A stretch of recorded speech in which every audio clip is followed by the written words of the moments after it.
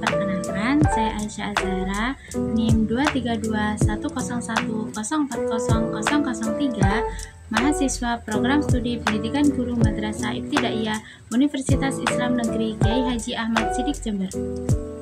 Video ini dibuat untuk memenuhi salah satu tugas ujian tengah semester mata kuliah pembelajaran IPS di MI atau SD.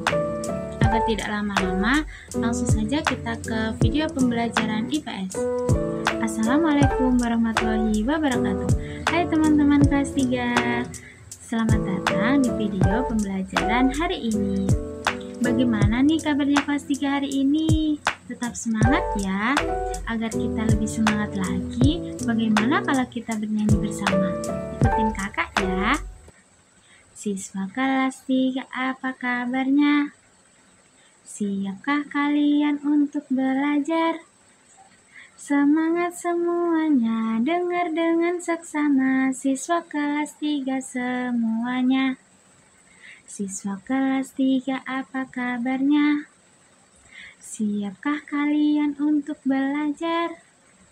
Semangat semuanya, dengar dengan seksama, siswa kelas 3 semuanya. Nah, pembelajaran hari ini kita akan belajar tentang kota atau kabupaten tempat aku tinggal. Sebelum kakak menjelaskan apa sih kota itu, apa sih kabupaten itu, yuk kita simak sama-sama video berikut ini. Assalamualaikum warahmatullahi wabarakatuh. Halo anak-anak, apa kabar? Di video kali ini kita akan mempelajari aku bagian dari masyarakat. Yang pertama, kota atau kabupaten tempat aku tinggal. Bagaimana cara mengenal logo atau lambang tempat aku tinggal? Setiap daerah punya lambang atau logonya masing-masing. Apakah kalian sudah tahu logo atau lambang kabupaten tempat kalian tinggal? Dalam lambang atau logo itu ada gambar sesuatu yang menjadi ciri khas daerah tersebut. Ada yang berupa gambar hewan, tanaman, gunung, bangunan, atau senjata tradisional. Di bawah ini adalah contoh lambang atau logo Kabupaten Kudus. Amati lambang Kabupaten Kudus di bawah ini ya. Gambar apa saja yang kamu lihat dalam lambang tersebut? Lambang Kabupaten Kudus memiliki kekayaan sejarah dan filosofi yang mendalam. Lambang Kudus berarti nama wilayah, yaitu Kota Kudus. Ukiran melambangkan nilai cipta dan budaya yang tinggi dari masyarakat. Menara Kudus melambangkan kebesaran agama Islam. Selain itu, ada bintang sudut 5, keris bengkok atau eluk, dan masih banyak lambang yang tidak bisa dijelaskan satu persatu. Mengurutkan wilayah daerah dari provinsi ke RT RW. Berikut ini adalah urutan wilayah daerah dari provinsi ke RT RW. Yang pertama, provinsi. Yang kedua, kabupaten. Yang ketiga, kecamatan. Di bawah kecamatan ada kelurahan atau desa. Disusul dengan RW atau rukun warga. Dan yang terakhir, RT atau rukun tetangga.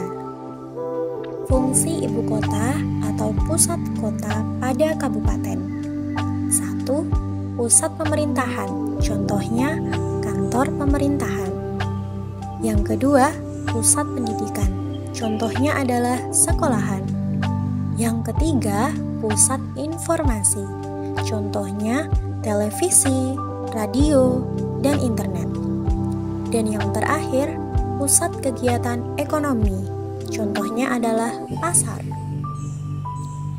2. Pemerintahan di daerahku. Pemerintahan daerah yaitu suatu jabatan kepemimpinan di mana seseorang memimpin dan mengawasi sekelompok orang. Dalam jabatan ini, pemimpin bertanggung jawab untuk mengarahkan, memotivasi, dan mengendalikan orang lain untuk mencapai tujuan bersama. Ayo belajar mengurutkan pemerintahan daerah. Berikut ini adalah urutan pemerintahan daerah. Yang pertama, bupati. Yang kedua, camat. Yang ketiga, lurah atau kepala desa. Yang keempat, ketua RW. Dan yang kelima, ketua RT. 3. Mengenal tugas pemerintahan di daerahku. Tugas pemerintah. Tugas dan fungsi pemerintahan adalah untuk mensejahterakan masyarakat, memelihara ketertiban, dan memberikan pelayanan publik.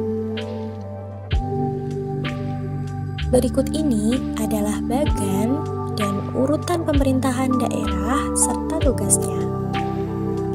Pemerintah kabupaten atau kota dipimpin oleh bupati atau wali kota. Di bawahnya ada kecamatan, dipimpin oleh camat.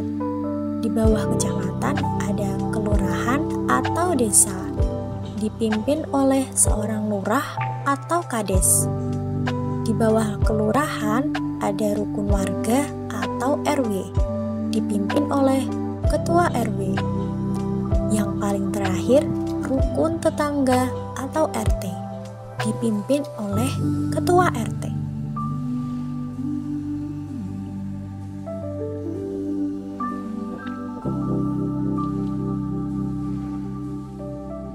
Nah, setelah kita menyimak video tersebut, di sini kakak akan menjelaskan tentang kota atau kabupaten tempat aku tinggal.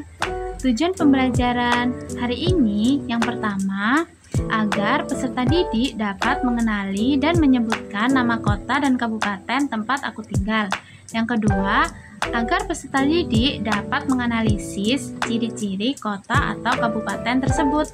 Dan yang ketiga, agar peserta didik dapat memahami makna lambang dari setiap kota atau kabupaten tempat aku tinggal. Nah, di sini kakak mau bertanya. Yang pertama, di kecamatan dan kota atau kabupaten manakah kalian tinggal? Dan dapatkah kalian menjelaskan makna logo kota tempat tinggal kalian? Nah, coba kalian perhatikan di sini terdapat dua gambar. Kalian ada tahu nggak sih ini gambar apa? Jadi, dua gambar ini yaitu gambar lambang kota dan lambang kabupaten. Nah, untuk lambang kota di sini ada lambang Kota Bandung. Untuk lambang kabupaten di sini ada lambang Kabupaten Jember. Selanjutnya di sini kakak akan menjelaskan apa sih kota itu, apa sih kabupaten itu. Jadi, kota adalah wilayah yang penduduknya padat. Banyak terdapat pusat perdagangan, industri, dan pemerintahan. Kota biasanya memiliki fasilitas umum yang lebih lengkap dibandingkan kabupaten, seperti pusat perdagangan, rumah sakit, dan universitas. Sedangkan kabupaten adalah wilayah yang biasanya lebih luas dari kota dan terdiri dari banyak desa, serta perkebunan dan kecamatan. Lalu, apa saja ya ciri-ciri kota dan kabupaten? Ciri-ciri kota yang pertama, penduduknya lebih banyak dibanding kabupaten. Yang kedua, banyak gedung bertingkat dan perkantoran. Yang ketiga, banyak pusat perbelanjaan, rumah sakit, dan sekolah besar. Yang keempat, mayoritas penduduk bekerja di sektor perdagangan, jasa, dan industri. Sedangkan ciri-ciri kabupaten, yang pertama, wilayahnya luas, terdiri banyak desa dan kecamatan. Yang kedua, penduduknya lebih sedikit dibanding kota. Yang ketiga, banyak sawah, perkebunan, dan peternakan. Yang keempat, penduduknya banyak bekerja di sektor pertanian, peternakan, dan perkebunan. Nah, kira-kira teman-teman ada yang tahu nggak ya perbedaan logo dan lambang? Jadi, logo adalah gambar atau tulisan khusus yang digunakan untuk menunjukkan identitas atau tanda dari suatu tempat, kelompok, atau lembaga.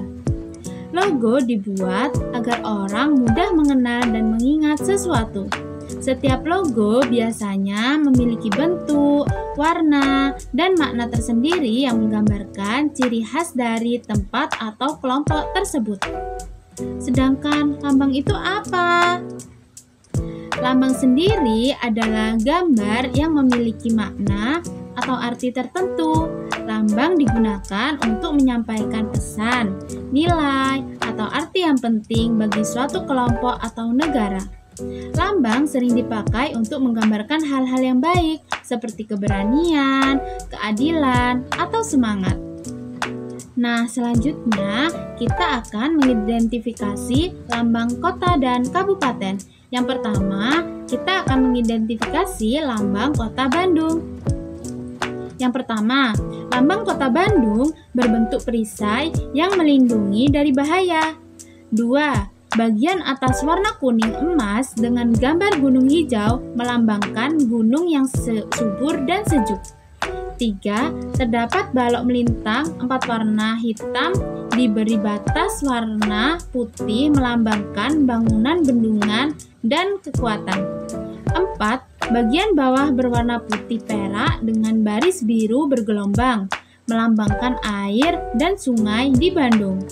5. Terdapat 5 warna yaitu warna kuning bermakna kesejahteraan dan keleluhuran, warna hitam bermakna kokoh dan kuat, warna hijau bermakna kemakmuran dan kesejukan, warna putih bermakna kesucian, dan warna biru bermakna kesetiaan. Yang keenam, terakhir di bawahnya ada pita bertuliskan Gemah Ripah di bawah Mukti, yang berarti tanahnya subur dan rakyatnya makmur. Selanjutnya, kita mengidentifikasi lambang Kabupaten Jember. Yang pertama, bentuk perisai melambangkan keamanan dan kejujuran. 2. Bintang putih bersudut 5 di atas melambangkan ketuhanan yang Maha Esa dan sila Pancasila. Yang ketiga, padi dan kapas melambangkan kemakmuran dan kesuburan sandang dan pangan. 4. Padi berjumlah 17 dan kapas 8 melambangkan tanggal proklamasi Republik Indonesia yaitu 17 Agustus 1945. Daun tembakau melambangkan komoditas Kabupaten Jember.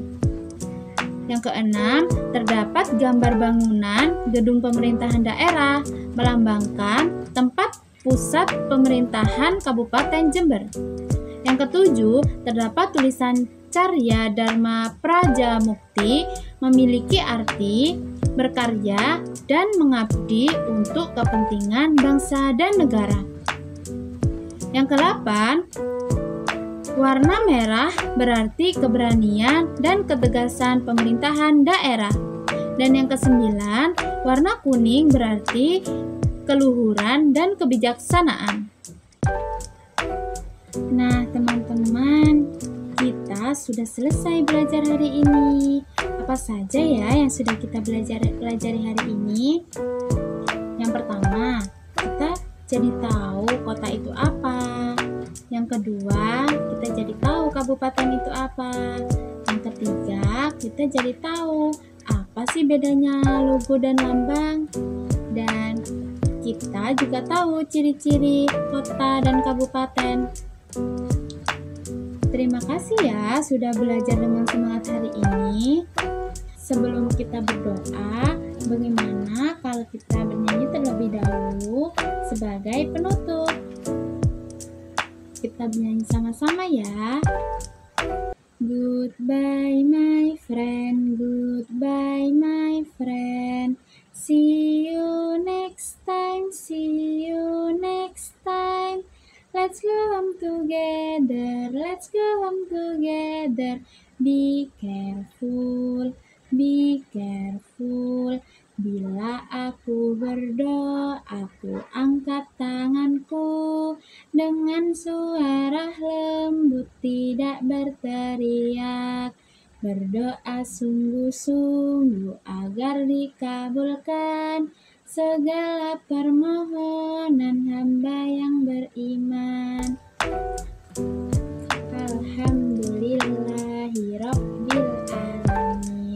Wassalamualaikum warahmatullahi wabarakatuh.